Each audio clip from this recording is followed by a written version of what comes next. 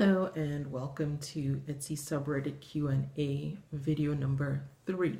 And this question is from Liquid Isles and it's titled Issuing a Partial Refund. So I'll read it. Hi everyone, I had a customer last week order some of my products. Turned out she lives one town over from me. She was fine with me shipping her order to her even though she lived so close. But eventually we chatted and decided to just meet in person. I'd love to refund the shipping cost to her if I could, since I never actually shipped anything in the mail. Is this possible at all? I know you can do a full refund, but what about partial? Yes, Liquid Isles, you can do a partial refund. And I'm still new to YouTube and using video to give the answers to these questions on the Etsy subreddit. So I'm just going to I'm recording this on my phone, so I can't simultaneously show you what I'm doing.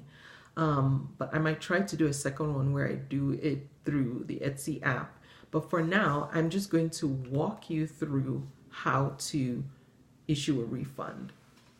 And so if you go into your shop manager and click on orders and shipping on the left-hand tab, it will open up your orders. And so find that particular order and then click on the receipt number. The receipt number you'll find on the right-hand side and under receipts, it's a clickable link. So click on the receipt number.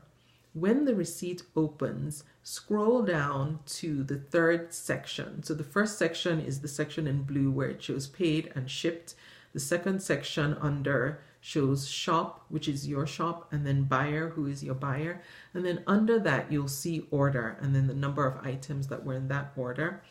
And then over on the right hand to that side, you'll see manage order. If you hover over the arrow, it will show you two options: issue a refund or cancel transaction. So then you go ahead and click on issue a refund.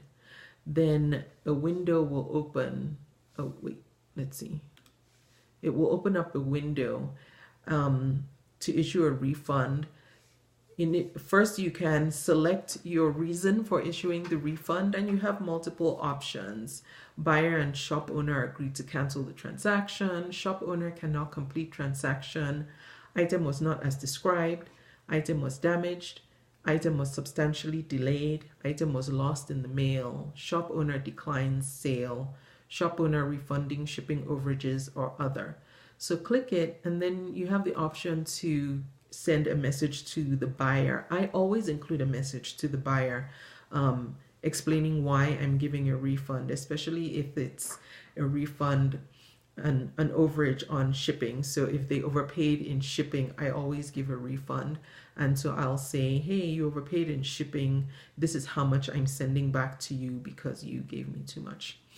And then under that, over on the left side, you can there's a box at the very top that you can click to issue a full refund, or if you just want to give a partial refund, you can put that, there are two boxes. You can either give a partial refund on the product cost, or you can give a partial refund on the shipping.